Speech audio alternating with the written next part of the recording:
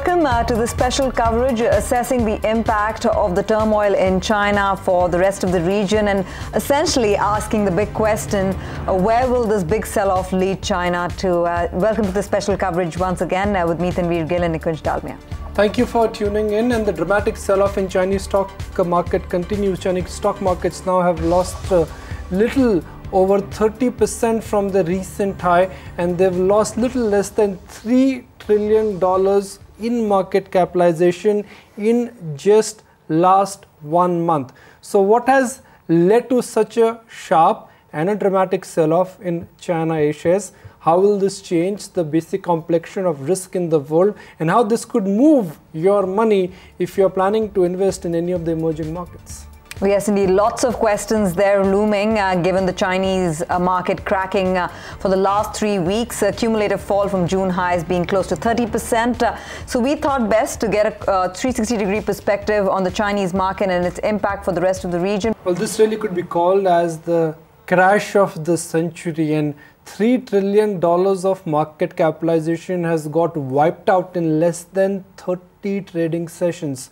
And frankly, Pranay, that's unnerving for any global financial market watcher. So put things in perspective for our viewers, what kind of erosion and what kind of speedy erosion we've seen in the Chinese stock markets? Well, Nikunj, who would have thought that the Chinese markets would enter bear territory when less than a month back it was being celebrated as the best performing emerging market, having risen 2.5-fold in the last 1 year. But in the last 3 weeks, the picture has starkly changed, and the premier Chinese Shanghai Composite Index has crashed 29%, leading to value erosion of nearly $2.8 trillion, which is more than the current GDP of India. And that has taken the index down to its 3-month lows in a matter of just 3 weeks. If you look at the small cap set of stocks, which is well represented by Chinext, which includes a lot of stocks that had just got listed on the bourses over there, they were trading at valuations that just boggle the mind of over 100 times forward earnings, and estimates were being introduced at 2-year forward. That is where the maximum pain has come, and this has been despite the raft of measures that the Chinese authorities have been taking to stem this fall. So we just heard a couple of minutes back that it was margin trading which led to this too hot rally that we've seen in the last 1 year, and the Chinese government had cut back on that, but they had to further relax it because of the fall we started seeing. The rally was faltering. Then they relaxed positions further to allow people with lesser capital to start investing. Then they allowed certain reasonable rollover positions to negotiate with the brokers, which is highly surprising. Despite the Chinese government's own state funds buying large chunks in the state-owned companies over there, we saw that the mini rallies could not be stopped, and that is why the markets are clearly falling with their own force over here. What some of the smart investors over there are saying that the view still remains pessimistic because a lot of these margin trades are still getting unwound, and it's in a lot of heated space, which is why the fall may continue significantly going forward as well. Oh, yes, indeed. And that's causing the nervousness that maybe this would be a turn in the structural story of China. Thanks very much, Pranay, for summing up that story. In fact, let's throw open the house to our guests who join us right now. We have an important guest, that is Alicia Garcia Herrero, Chief Economist with Natixis, joining in with a quick perspective on what the sell-off means for the economy. We also have Julian Evans of Capital Economics talking about the impact that this may have on the rest of the region. Julian Mayo is on the phone line from London talking about how he would be placing his best as an investor in China. And we also have Manpreet Gill, head of FICC Strategy at Standard Chartered, taking us through his China perspective. Good evening to all of you. Thanks very much for joining us today. And I'll start off with you, Alicia. You just recently wrote a note about how there is a need to bring in more capital into the Chinese markets. But the way things are going over the last 3 weeks, it's been a complete U-turn in sentiment. Or you don't think that's the case? You believe that this dip could be an opportunity where many investors could perhaps come back into the market, especially investors who've been on the sidelines in this big rally that the Chinese market has seen over the last 10 months? Yes, hello everybody. Yes, I do think that investors will come back because the Chinese authorities will make them happier. In other words, this is all really a game for the Chinese authorities to manage to do more IPOs, which they need, especially on the financial sector, the banking sector. They need to clean up the bank's balance sheets. and they need to allow for space with a relatively booming market. Now, of course, they would not like to have an extremely booming market, which is what they had before. And it's very hard to have a stock market that is basically run by the government, as we all know. So that's the difficulty. They would like to have a nice market, but not too nice a market, and that's where, you know, the regulation and the situation, as I said, of the banking sector in particular, but corporates in general, very, very indebted in China, comes into play. So the investors don't believe the story, but they're happy to play the game as long as the government supports the stock market. And I think they will come back when they see signals of additional easing. We're hearing more of that. And I think more is to come, and then they'll come again, they'll get their profits, and they'll leave again. Because, I mean, fundamentally, the situation of many of these corporations, especially banks, is not as sound. Julian Mayo, thank you for joining us. And I'm going to take that China story forward, Julian. Do you think the selling in Chinese stock markets could have a domino effect on global risk, and especially emerging markets like India? In essence, no, I think is the short answer. I think Chinese market is particularly domestic focused. It's relatively little held by foreign investors, and so although the market's fallen by 30% or thereabouts, it's pretty much all local investors who are suffering from that. I think the other point is that the Chinese government, if they want to have the financial power to be able to support the market either directly by keeping the prices higher or by bailing out the margin lenders and obviously the borrowers, therefore indirectly. So I think it's an unusual situation, but I think it's much more akin to Japan in the late 1980s or Taiwan in the 1990s in terms of being a market that's really dominated by domestic players. Fair enough. Julian, stay on with us. We have Julian Evans also from Capital Economics. And, again, Julian, do you see this as a technical internal fall or more structural that would extend out more than one anticipates and perhaps reverse the trend completely for the Chinese market? Right, so right now the stock market has fallen about 30% since the peak, so that's quite a significant fall. I think that it's mostly to do with the market, a market correction. The Chinese stock market hasn't really been driven by the economic fundamentals for some time now. There's no real sort of reason fundamentally that stocks have risen so fast as they have in the past year. So I think it's mostly a correction from that very sort of sharp pickup over the past year. But I think that the issue now is that from 2007 we can see that basically once Chinese investors start to lose faith in the stock market, there is a risk that at this stage the market will continue to fall, and then we'll have this protracted bear market where the market can just won't recover for a number of years potentially. And that sort of is a failure of policymakers in a way, because they're very keen to see this bull market continue because they'd like more firms to turn to the stock market for financing rather than relying on credit. And so that is a setback for policymakers in a way, but I think that the market is very much detached from the economy at the moment, so that there aren't a huge amount of linkages there. Well, Manpreet, Chinese markets are down 29% from the June highs. Do you think this is just a correction, or this is indication of some structural weakness? Well, I think to answer that, I think it's important to put the recent pullback in A shares in context. I mean, the reality is that even after this sort of sharp pullback, the equity market is up approximately around 80% since about this time last year. So we've seen big moves on the upside, and it is corresponding big moves on the downside. So I think that's really a characteristic of a market where retail investors, are the dominant sort of investor base. So we're still biased to view it more as a pullback within that uptrend, but we definitely favor the offshore markets, which are less volatile. Alicia, how correlated is the sell-off with a view on the economy?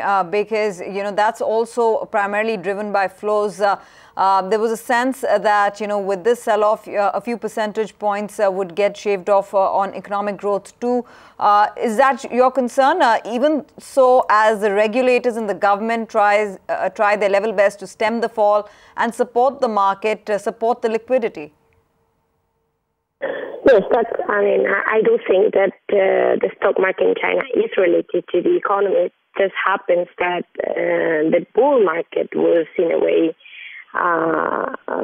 forced by, that was the unrelated part. I think what we are seeing now is just a reaction to the fact that the economy is not doing any better and the stock market wouldn't have any reason to continue booming. So I think that's the direction again. With more intervention, we may still see some upward movement again. But the truth is that it's a structural issue that the economy is not doing as well as it was in the past, and that the leverage is extremely high compared to the past. So there is no question. I think there is a big relation between the two. Julian Mayo, do you think one should be a contra buyer in China? Because best bargains are always identified when you buy into fear. And as of now, forget about fear, there is outright panic in Chinese A shares. Well, I think it depends on, again, on your time horizon. If you're talking about, there is panic in the short term, the market's fallen 30%, but obviously, as one of your colleagues has mentioned, the market's still up 80% on a 12-month view. So certainly, you know, you're not buying something which is utterly depressed. I think that the problem China has is that the market, even after a correction, still looks quite expensive if you're looking at the A share perspective.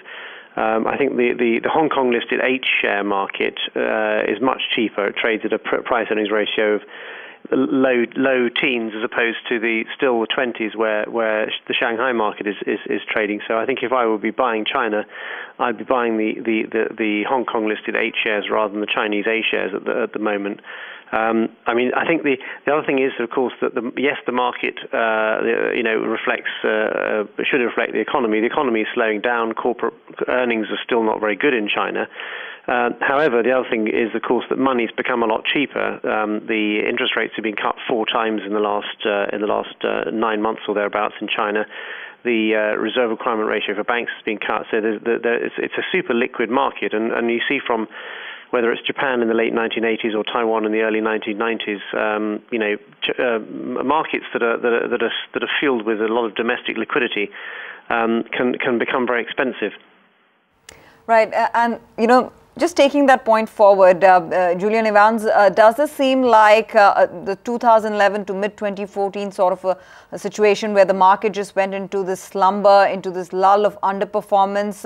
Do you think this market reversal could perhaps take the market to that kind of a silent period or a period of underperformance, or the recovery from here would be quite brisk? I think there is a growing risk that that's the case. Because if you look at the stock market now, it's really not responding to policymakers' moves in the same way as it was. So, you know, they cut rates at the weekend in response to the fall in stocks, but that really hasn't sort of helped to shore up the market. And since then, this week, they've announced a whole flurry of measures to try and shore up stocks, and yet we've seen further falls. And you know, the experience from the last stock market bubble in China in 2007 is that once in China the market is very heavily driven by retail investors, and once those investors begin to lose faith in the market, it's very difficult for policymakers to encourage them to return. So there is a growing risk here. I think that this 30% fall will continue. And that we won't necessarily see a rebound in stocks for quite a while. Right. Manpreet, the World Bank is also concerned about China over state financial control. What are your thoughts? Well, China's economy has has always had a fairly significant role for both state as well as state-owned enterprises. And I think that is one of the reform measures, the long-term reform measures that is well underway, is to gradually, move somewhat away from that, if not entirely. But to me, that's really more of a structural story. It's something that has been with us for a few years. It will be with us for some time. And I think looking out over a more shorter investment horizon, I don't really see that as a key driving force for markets. Okay, our guests are going to stay on with us. We're going to take a very short break, but when we come back, carry on this discussion on China, and we focus more on the India-China correlation, or if there is one at all, raise that debate when we come back in a moment.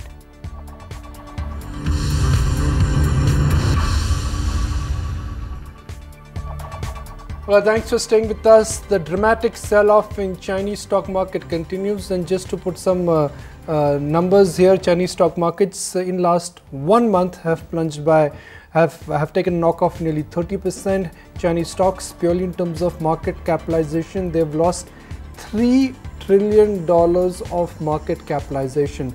And if I connect that with India's GDP, well, the current GDP of India, estimated GDP of India, is about $2 trillion. So in the last 1 month, the wealth erosion in Chinese stock markets is actually more than India's GDP. And India has no small GDP. It is, after all, one of the top or the fifth biggest economy in the world. So the amount of wealth destruction has been absolutely massive. Alicia, let's talk about the India-China comparison. For the longest time in 2015, Indian stock markets have competed for foreign capital. Money managers, they have sold Indian stocks just to buy into Chinese stocks. Now that Chinese stock markets have plummeted, Chinese stocks have plunged. Will that on the margin benefit India? Well, I guess if that's really what has happened, the answer would be yes. But frankly speaking, I do think that there's other domestic reasons for India's stock market not to have performed as well, especially reform fatigue, or better, the lack of substantial reform might be behind that reaction. So, the question really, will the portfolio shift, meaning from China back into India, be stronger than the actual mood about economic reforms under Modi? And my guess would be maybe not. Julian Evans, what is your own assessment of that? The fallout or ramifications of this fall economically or sentimentally for the rest of the region? Or do you think it's a China-centric issue for now? Well, it is quite China-centric in that only less than 2% of the stock market is held by foreigners, which is much lower than the portion held in other stock markets.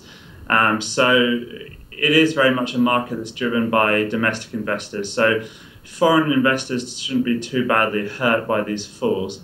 But there is an implication in terms of Chinese growth and Chinese reform.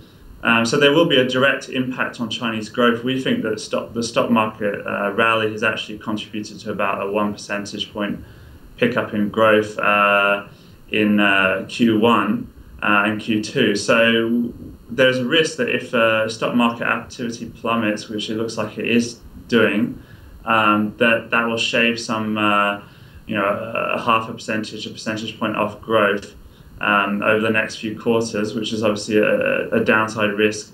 But in the longer run, I think it also slightly sets back policymakers' efforts for financial sector reform.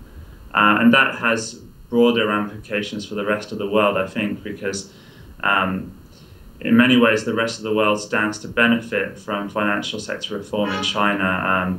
So, greater outflows, portfolio outflows towards the rest of the world. Julian Mayo, a month from now, 2 months from now, when we will look back, do you think one should remember China or Greece? Which news flow will have a greater impact and influence on global financial markets? That's a very difficult question. Very good question. I think actually Greece, because I think that Greece is an existential issue, because it's about the future of the nature of the euro, the political nature of the euro, the fact that the government, the Greek government, is playing a very high risk game of poker with the rest of the eurozone. I think in the case of China, as the previous speaker has just mentioned, I think it is essentially a domestic consideration. So you're talking about perhaps shaving a little bit off the GDP of China if the market continues to plunge. But I think unless the H-share market, the Hong Kong listed shares, fall, and obviously they've fallen, but only by 15 or so percent as opposed to 30% from the Chinese A-share perspective. I think unless there is a dramatic further collapse in the A-share market, which affects the financial system in China, that is, I think, it is a domestic consideration and therefore can be contained domestically. Remember also that the last time the market fell dramatically in China, which was in 2006, from 2006 onwards, it had very little impact either on the Chinese economy or on the global economy as a whole. So I think the answer to your question, if I would have to choose, I would say Greece. Okay, in fact, I'll come to Manpreet with that very question. Do you think China's pain is India's gain, or the fact that Indian fundamentals have been pretty much holding ground to support the market, and that would favor India compared to China right now, Manpreet? I think India is definitely running on its own course. I think for India, what matters ultimately is, what happens in the domestic economy. And, a few key components of that, which I think most investors are focused on, are A, of course, the pace of reforms, because that sort of will drive sort of long-term sentiment. B is, the pickup in capital spending. And third, of course, more near-term is the impact of the monsoon. And I think those are sort of three factors that really matter for Indian markets today. And I really see those as independent of what's going in China, because those are very specific to China's current situation. Alicia, let's also understand the impact of Chinese stock market sell-off on the Chinese economy. Clearly, Chinese firms cannot raise global capital. As of now, government of China is trying to inject liquidity by various public programs. But if corporates in China are not able to raise capital, will this have a huge impact on profitability and then underlying demand? Yes, there will be. But going back to, put it this way, most of the stuff that is actually listed in China is still public in a way. It's not still controlled by the government or by the local government. So, of course, they have a second option, which is put in their own money. That, however, means increasing public debt. So it's not that it's impossible with it. It's just that it's more costly in terms of public money. But I guess it's more about the fact that this nicer channel, which they used when they, for example, they restructured the banks in the early 2000s, with IPOs in Hong Kong, followed by IPOs in Shanghai, strategic investors and the like, becomes much harder. That's the consequence.